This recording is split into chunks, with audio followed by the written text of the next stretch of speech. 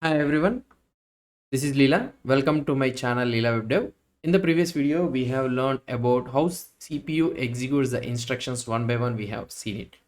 Now in this video, I will try to show you a practical example of this one, how we can do it. So also we learned about the things like we know the concepts now before continuing into this video. So you should able to understand what is a process states, what is a process, and the different types of process states you need to understand it. And also here you need to understand about the CPU scheduling, so how the CPU schedules the process. And also we need to understand about the context switching. So these things only you need to understand, so then only you can able to understand the remaining things. And now, and also another one which you need to understand is the program counter. Okay, program counter also you need to understand it. So these are the things which you need to understand before continuing into this video. So let's do on this video. So now I will try to we'll try to see a simple example in this one. So running the Node.js code, so that we'll see how the CPU core executes one by one the code, the instructions. So let's try to create here in the threads app.js file. And let's say that here you'll be having a simple code, something like while of true. So I will be going on executing this one, and afterwards I will try to execute console.log of hello. So this is simple code which I will be trying to execute here. Now here if you try to see here, we have a simple while of true loop. Now the program counter, so it will try to convert these all the things into a instructions.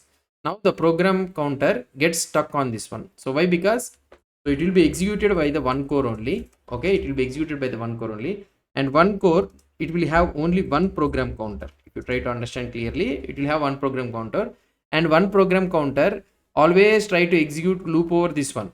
So it will never reach, the program counter will never reach this console.log. So that's why you will never able to see this console.log. Okay, so whatever the things you are trying to print after the loop means like console.log, it will never happen because the PC can't move forward. This is why infinite loops can freeze your program. So now I told you that one core has only one program counter. So what about if you had two program counters? Okay, so if you are having two program counters, so that means two cores should be executing. So if you are having two program counters means this is where the threads actually or multiple process comes in. So now you need to understand. So we are slowly diving into the threads concept. So this is where threads are multiple process come in. So now if you have another process, another program, another core will be executing this one. So you will be able to have another program counter. Okay. So if you are having a single process, single core means only one program counter will be available. If you are having a multiple cores means, so you'll be having four cores means four program counters will be available each in one core. So with two PCs, one could handle the loop, one program counter can handle this loop, and another program counter will execute this console.log. This is how actually multi-threading works. And we will dive deep into these threads and all those concepts in our upcoming videos. For now, just you need to understand that a single process on a single core has the only one program counter. That is one thing you need to understand. And another thing which you need to understand is one line of your code, like let's say that you are having where x is equal to 5, so might turn into a multiple instructions. So this one, don't think that this is only one instruction, so this might turn into multiple instructions. So that is nothing but converting into a binary thing. Each instructions will be a small, it about 20 bytes of data, and does simple tasks like saving a value or adding numbers or something like that. A single function call could involve hundreds of these tiny instructions. So that is what. So let's try to execute this code and we'll try to see it in our activity monitor.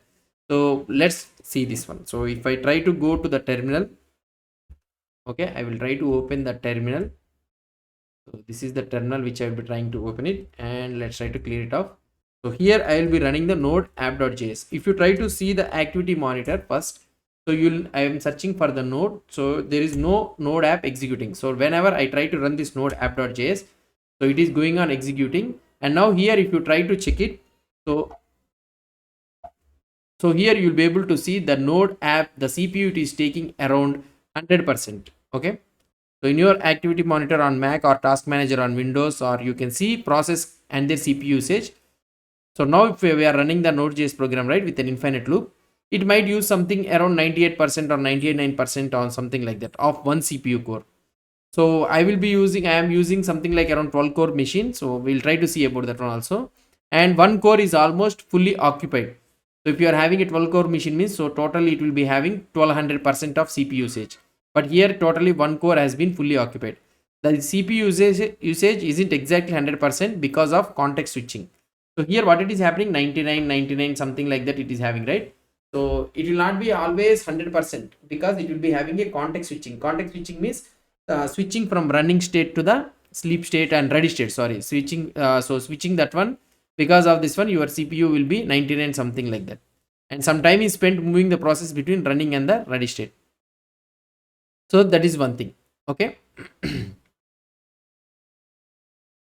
So now what I would be trying, what I would trying to do is, so if you want to check the process state, so if you want to check this process state, so here the process state for this one is, so you will be able to see the process ID is 12081. So what, this is the PID, and if you want to check the process state using a command, so we can use the PS on Mac or Linux. For example, let's say that you are going into a terminal, so let's try to open the terminal, and here in this one, so let's check it. So for example, let's say that if you want to check the status of this one, PS -p, and the process is 12087, and if you want to output the state, that's it. So now if I try to press enter, so here you will be having something like stat. So let's try to see this one. This one is 12087 only. Let's try to see the activity monitor again. 12081, sorry, 12081, terminal 12081. You try to press enter, so it is in the R plus mode. R plus mode means it is in the running mode. So that is the thing. So if you want to check it the sleep mode or something like that means, so what we can do, let's try to stop this one, and here what I can do it is, I will try to run the code something like set interval of in this one, and here I would be trying to execute this code something around 5 seconds. Okay, so this is the code which I would be trying to execute it. Let's try to execute this code here, node app.js, and now this one also will be taking something around. Let's try to see the activity monitor for this one. So activity monitor, if you try to see, so see the CPU is 0.0%. Why? Because it is going into a sleep state. For every 5 seconds it will execute it. So 5 seconds if we try to execute, so let's see whether it can able to see the output or not. Okay, so let's try to execute this one. So let's try to stop this, and we'll do a simple console.log. So console.log of, hey, we will try to do it. And now let's go to the terminal node app.js file. Okay, and now let's go to the activity monitor. So I will be opening this activity monitor. Now here this is the thing. So if I want to check the status of this one, 12190. So the process, let's try to check it. So 12190. So in which state it is there, let's try to see. 12190. So it is in the sleep state. S plus means it is in sleep state. Always it will be in the sleep state. So it will just execute it at a time. So it will go into running state. Why? Because always you, if you try to check it, it will be in the sleeping state. So once such a time it will be going into the running state, but it will be super fast. So that's why we cannot able to see that running state. Anyway, now you are able to understand this one, right? See 0.1 something it came. So anyway, you understood this one, right? So that is the thing. Other states are also will be have R for running, we know, and also we also have a Z, that is a zombie process, which we have already covered in our Linux thing. So zombie process. So that is one thing. So now there are other states too, like uninterruptible sleep. So waiting for something critical like disk access, or suspended. So where a process is swapped to disk to save memory. So now for example, you are having some other process which is in the suspended state, means those process will be moved into the disk instead of keeping it in the memory like RAM. So that is the thing. When the process is needed again, it will be loaded back into the memory again, and the PC and the program counter picks up where it left off. So these states are key to understand how your operating system manages multiple programs. So why this is so important?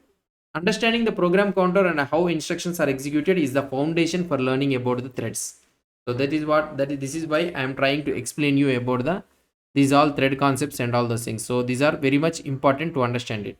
Threads let you run multiple tasks in a single process, each with its own program counter. If you don't get this, threads will be confusing. So make sure, so this one understand.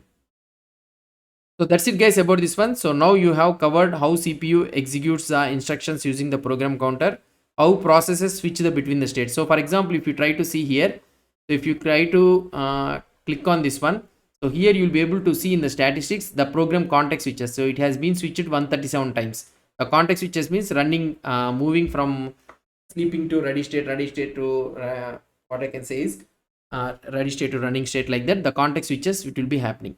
So the CPU will do in such a way that it will be very fast. So now I hope that you have understood about how CPU executes the instructions using the program counter, how processes switch between the states, and why infinite loops can block your program. Next time what we will try to do it is we will dive into the threads, how they use the multiple PCs or multiple program counters to do more at once. So that's it guys about this one. If you found this helpful, give it a thumbs up, subscribe and hit the bell icon for more technical concepts explained simply. So thanks for watching. Drop a comment below if you have any questions and you want to see more about threads or something like that. See you in the next one. So thank you guys. Bye.